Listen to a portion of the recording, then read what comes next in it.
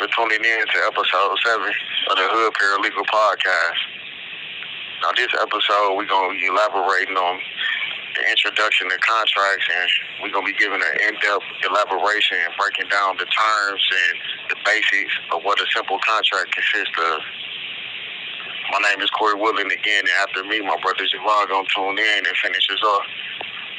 And thanks everybody for supporting us. It's episode 7, and we've been staying consistent. And thank everybody else for staying consistent and tuning in and listening to us. And like we always say, like, share, and comment, and we deeply appreciate you.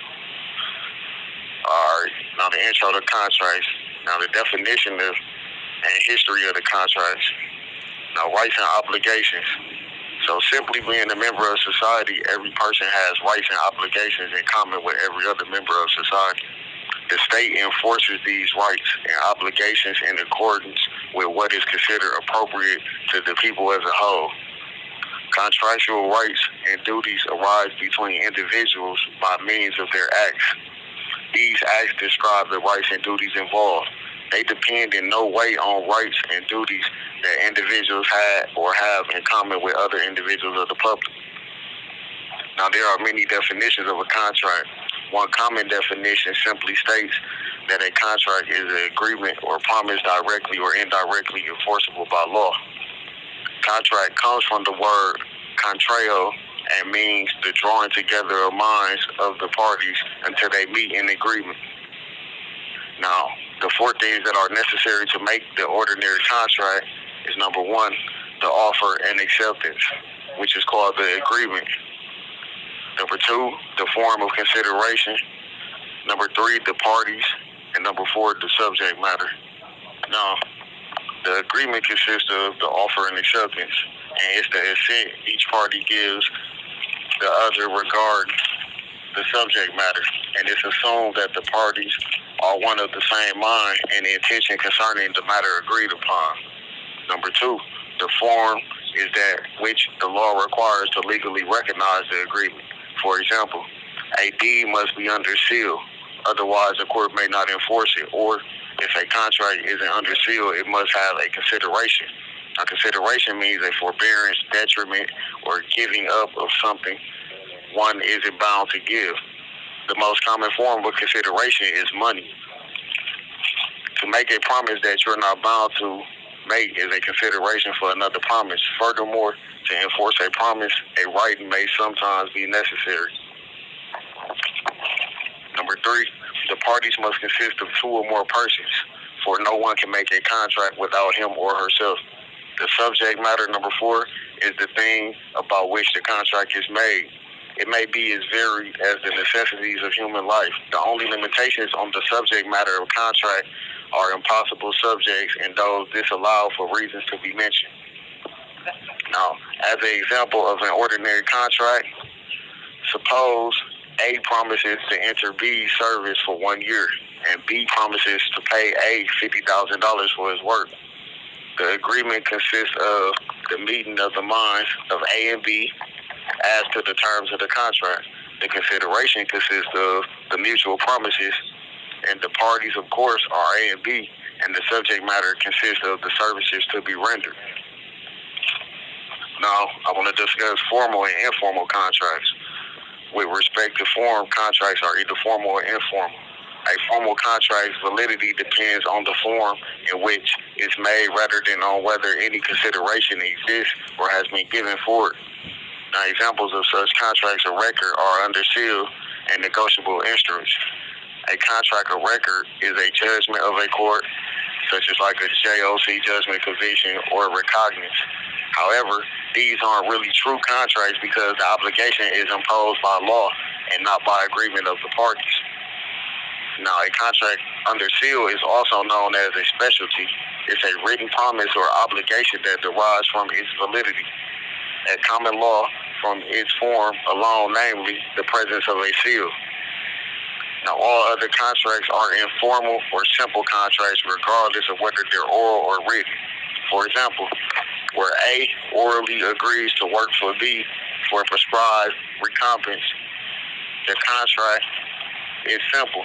Similarly, if she she agrees in writing to work for B, it's a simple contract as long as there is no seal. Now I want to discuss express, implied, and quasi-contracts.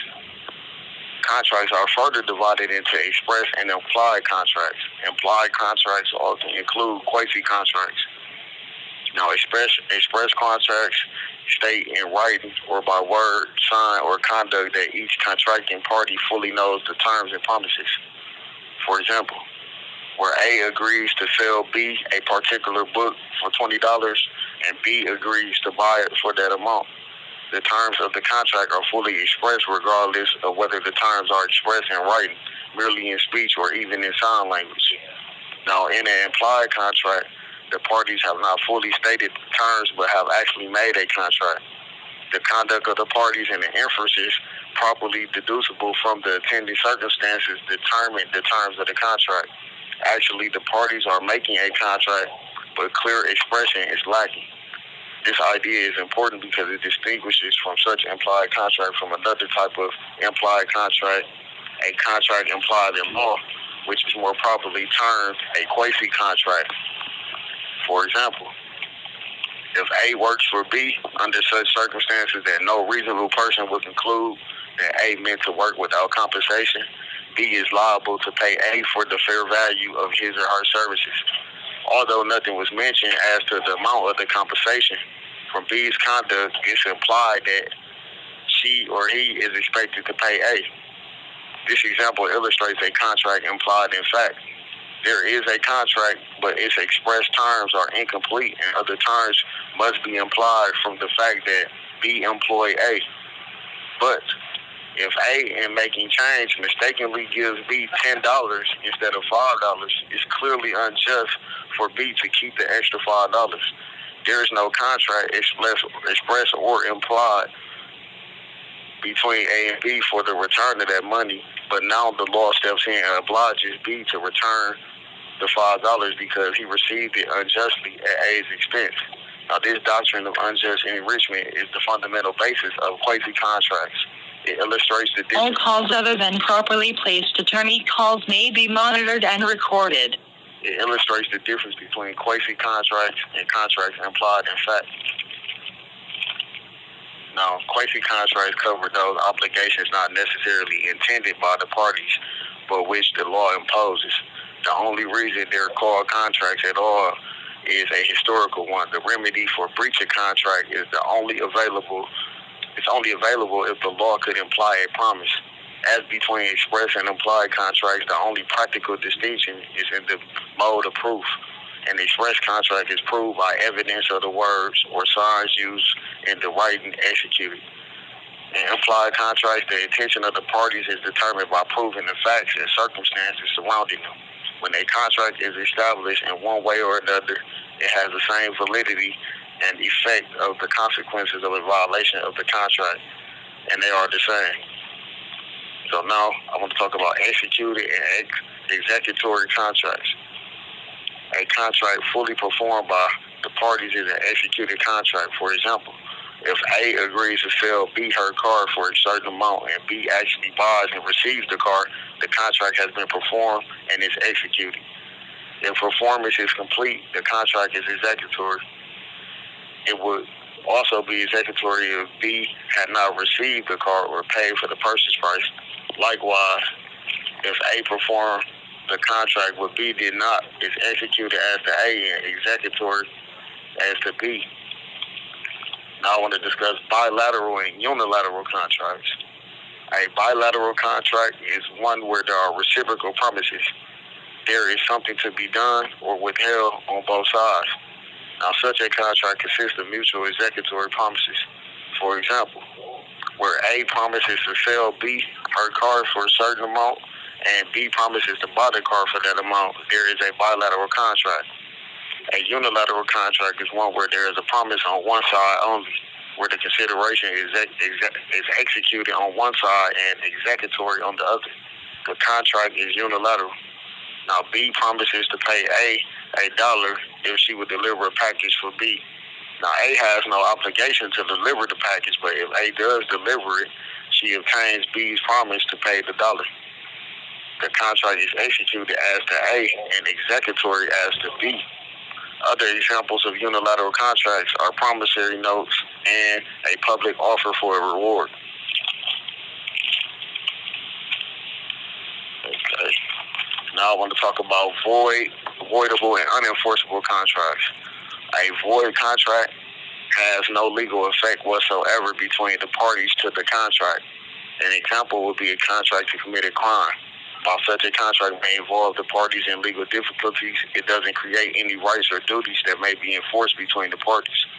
It might be more appropriate to refer to such contracts as void agreements or promises, since the term contract implies a certain amount of validity. In other words, they aren't true contracts. A voidable contract is one that a party may affirm or reject. In short, the contract has a flaw, but it may be enforced if the party so desires, or he or she may reject the contract. Such a contract is one that has been induced by fraud. There are other contracts, neither void nor voidable, but perfectly valid, which if the party doesn't care to carry them out, can be enforced in the usual manner. These are unenforceable contracts. The difference between what is voidable and what is unenforceable is mainly a difference between substance and procedure. A contract may exist and be perfectly valid, but it may be incapable of proof because, for instance, the statute of limitations has run against it. And in other words, the party who may wish to enforce the contract waited too long, or the statute of frauds may require the contract to be in writing. As for the sale of land, if it isn't in writing, the contract may not be proved. In these cases, the contract are neither void nor voidable, but merely unenforceable. Now, the idea of contractual obligation hasn't always existed in the English system of law. The development of the doctrines that form the basis of contract is interwoven with the history of procedure and the forms of action. Justice in the King's Court was administered by means of the royal writ, directing the sheriff to summon the defendant to appear before the court. 1 minute remaining. In modern times, the idea prevails that if a person has a legal right, he or she may have a legal remedy to enforce that right. Now, in the early days, however, a person's rights in the King courts were limited by those that he can get from Chancery, which issued them, and there were very few of these writs. Now I'm going to pass the mic to my brother Javon so he can elaborate more on the offer and acceptance part of the contract. And remember, we hope these examples that we use break down what we're explaining. And if you have any questions or comments, please leave them in the comments. Good day. I hope everyone is feeling complete mentally, feeling blessed spiritually, and feeling stable emotionally. My name is Javon Curtis. I'm here on behalf of Hood Paralegals. Thank you for using your search engine, typing in J. Renee and Hood Paralegals, and tuning in. Today we are discussing contract offers and acceptance. We went through everything with the fine-tooth comb. Everything is very detailed for your benefit. The first part is contract agreements.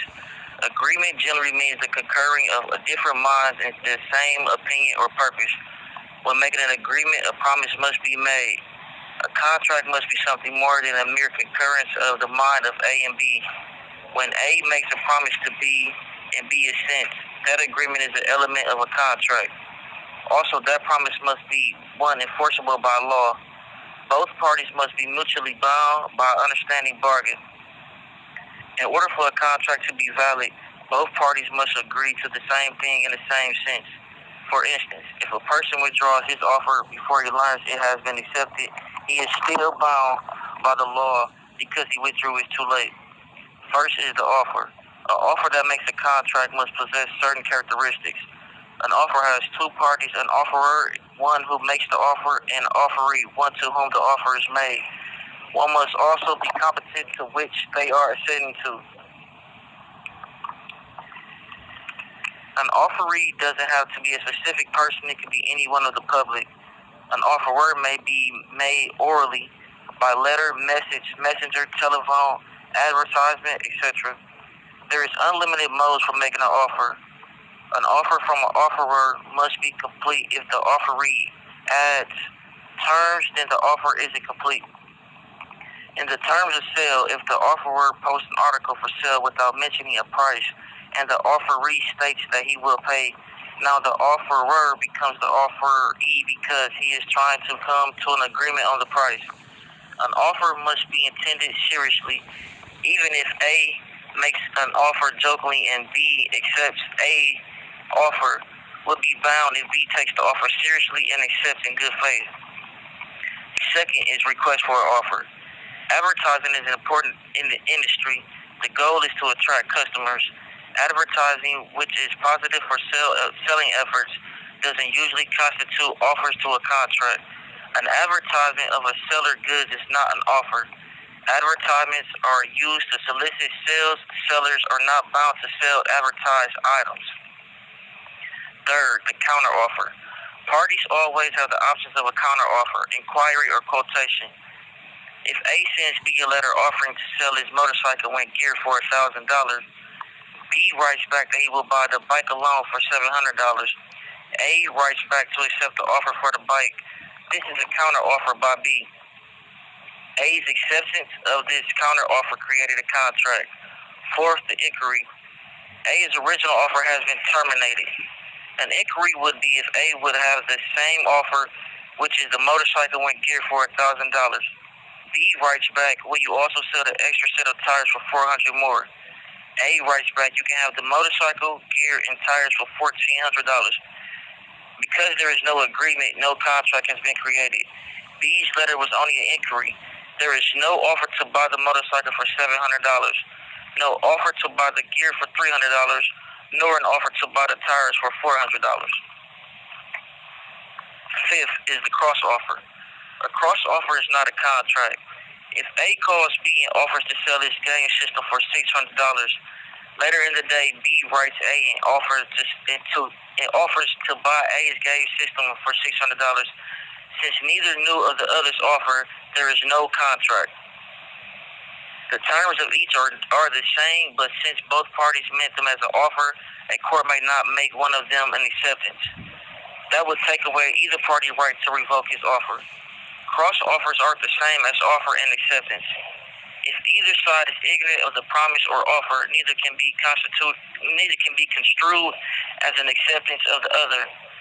6. When drafting written contracts. When parties agree to reduce the proposed terms of an agreement to writing, there is no contract until the writing is made and signed. When both parties have a complete understanding, both have the option to withdraw until the writing is signed.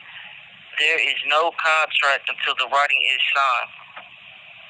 But if both parties have no intention to reduce final terms to writing but have a complete understanding, a contract is created even though a writing is subsequently executed. 7. The duration of an offer. An offer ends when the time fixed in its terms for acceptance has passed without any acceptance by the offeree. A offers to sell B a pair of shoes if B will accept within 24 hours. The offer ends after 24 hours. Also, A may revoke his offer of any time within that 24-hour period unless a contract has been made as an offer to keep the offer open. In simplest terms, the party making the offer may include any provisions he wishes as to when and how it is accepted. 8. The revocability of an offer. If an offer states a definite time in which it can be accepted, the offerer has the right to revoke his offer. 9th, irrevocable offers. As long as acceptance hasn't been made, an offer may be revoked. An irrevocable offer is an offer that is legally binding and the right to revoke doesn't exist. A common method of making an offer irrevocable is by option, which is to keep offer open for a length of time. An option contract is separate from the contract that is formed when the original offer is accepted. The option contract may be made simultaneously or subsequently with the offer, but it must be based on a consideration. For instance, A pays B a consideration of $10 to keep B's offer to sell his radio open for 10 days. A can accept B's offer anytime within that 10 days. B cannot revoke his offer within that time. This is important note right here. If a party makes an offer in writing stating that he will keep his offer open for 10 days, instead of receiving a consideration to hold the offer open for that length of time, he places a seal after his name. Common law states that a seal on an instrument followed by delivery to the promisee served the same purpose as a consideration. It made the offer or promise irrevocable for the time mentioned in writing. That is the effect of the seal, except in some states that have abolished it or changed the law, period. Offers frequently invoke the promise of an offeror in consideration of an act or series of an act by another. The performance of an act constitutes acceptance of the offer. For the offer, all calls other than properly placed attorney calls may be monitored and recorded. His or her promise after the performance begins will be patently unfair. As the law states with originally, partial performance is looked upon as consideration for the promise, making the offer no longer revocable. An example of this case would be an elderly man who wrote his daughter in another state. He induced the daughter to give up her home, come live with him, take care of him, and run the family business, all on the promise that the daughter will receive the income of the business and willed the daughter the business on her father's death. The daughter did what was promised of her, but the father revoked his promise by giving the business to another sibling. The court ordered the business held in trust for the daughter inasmuch as the promise made to her by the father became irrevocable due to the change in position and reliance on the promise. This concept is called promissory estoppel, a substitute for the more common of the consideration. It fulfills the purpose of consideration. Such cases where it's necessary to prevent an unjust result. 10th would be the death and insanity. The death or insanity of either the offerer or offeree occurring before acceptance and known to the other party terminates the offer altogether. However, the same result may not follow if acceptance is made without such knowledge. For example, a performance of some act will constitute acceptance, beginning them in ignorance of the cause of death of the offerer will make the offer irrevocable. 11th, who may accept the offer? Only the person to whom the offer is made may accept the offer. If A offers B his boat for an amount of money, A isn't bound by B's acceptance, although B accepted the offer.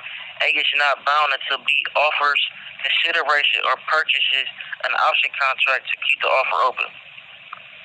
Until then, A can offer to other parties. It may be possible to assign contractual rights after a contract has been created, but doesn't apply to the acceptance of an offer. This is true even though it should make no difference to the offerer who accepts.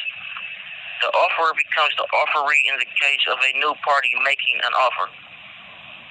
Where an option contract exists, however, to keep an offer open, the option holder may assign his or her right to accept to a third party. The option is a contract itself. The contract rights are assignable. If acceptance of an offer held open by an option involves personal duties or obligations on the part of the offeree, acceptance by a third party is conditional upon performance of such obligations by the party originally contemplated. The structural duties aren't as readily assignable as rights. 12th, the knowledge of an offer. If a person is totally unaware of an offer, he or she is not bound to accept. Knowledge of the offer is still essential. If an offer contains the terms of a complete contract, the acceptor is not bound by any other terms unless he or she knew of those terms or was made of their existence. 13. How acceptance may be made. Acceptance of an offer may be manifest externally so that others know or realize that there is acceptance. Remember, however, that the offerer may specify the manner of acceptance which must be followed. I'm going to say that one more time. Remember, however, that the offerer may specify the manner of acceptance which must be followed. 14. Silence as acceptance. The offerer controls the offer, and to accept the offeree must do what the offerer requires. Silence doesn't always constitute consent unless there has been such a course of dealings between the parties that silence equals consent or acceptance. You can't send someone an article and expect payment if there has been no previous dealings. The other party's silence doesn't mean acceptance. However, this rule won't permit one to gain benefit. An example, a book was sent by a publisher to an individual can be easily returned. 1 minute remaining. Doing nothing indicates acceptance. Another example where silence may constitute acceptance would be on an order taken by a salesperson, which is subject to acceptance at the home office. If no word is received to the contrary, the customer can assume that the order is accepted. Basically, like online shopping. Okay, acceptance not in terms of an offer. The offeror is free to specify the manner of acceptance. The offer is terminated if the offeree doesn't accept in a specific manner, in a specified manner. If no exclusive mode of acceptance is specified, any reasonable mode of acceptance will suffice. An offer communicated by letter is construed as being made during every moment until it has reached the person addressed. Reasonable time must be given to accept or reject, but like any offer, the sender may withdraw if at any time before acceptance. The notice of withdrawal must reach or be communicated to the offeree. However, the acceptance of an offer by post is complete when the letter of acceptance is duly posted, properly addressed, and post is prepaid. There is complete agreement when this occurs, even though a letter of withdrawal has been posted. While the letter of revocation must reach the offeree to make it effective. The letter, when duly mailed, completes the contract. It doesn't matter if the letter of acceptance failed to reach the offerer. This is referred to as mailbox. Rejection of an offer. A rejection is a definite statement that the offeree doesn't intend to accept the offer. To be effective, the offeree must receive it.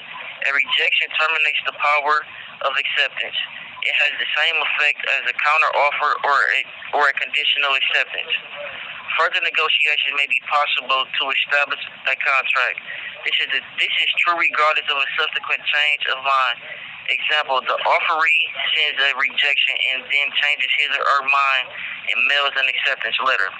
The acceptance would be effective even though it would ordinarily take effect when mailed, and even though the mailing in this case may be done before the offerer